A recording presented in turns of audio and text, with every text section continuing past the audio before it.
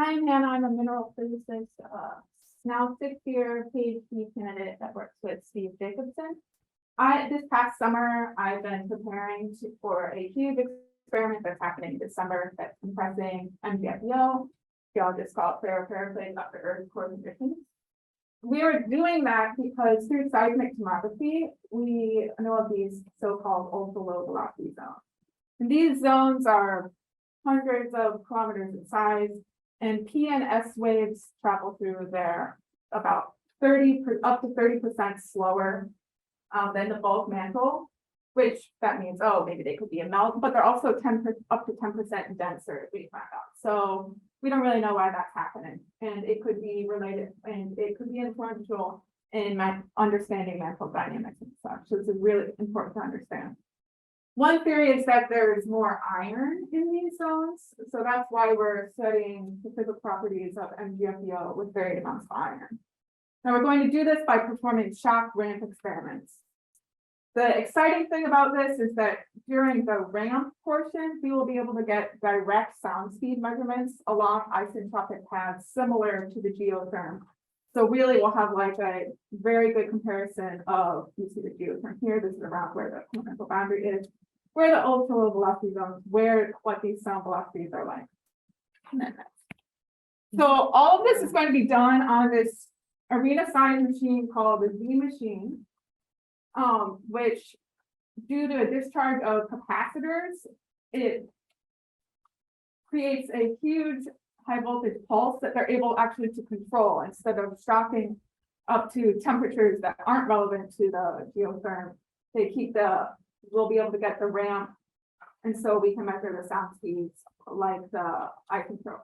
Now, inside right down here, we're going to be putting centimeter size samples, and that's what I've been doing this past summer, growing those single crystal samples with Northwestern undergraduate Cheyenne Bowden. She's been extremely helpful through this.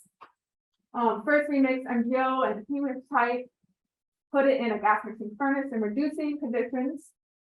For 24 hours, drop quench, it comes out very hard. Grinding these pellets takes a lot of time, and that's especially where Cheyenne has been helpful. We verified that it's MgFeO with powder X rate fraction. Do it for another 24 hours, and that makes the powder. That's not what goes in the Z machine. We then have to use this powder, and we make another pellet embed in MgO single crystalline, and then we put it in the furnace for 3 weeks.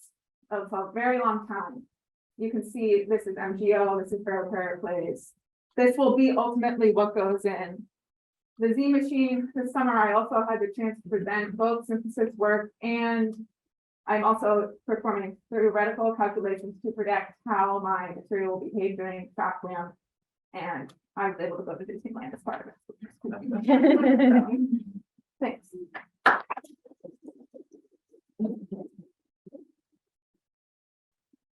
I think you have to know this. How do you divorce the speed of a wave from density? So it's slower, but it's more dense. Was that what the takeaway was? Yeah, which is what we don't understand. Right. So I was only question you got. So how did you get the density if not based off the speed of the wave passing through it? I guess is my question. That is a good question. Okay.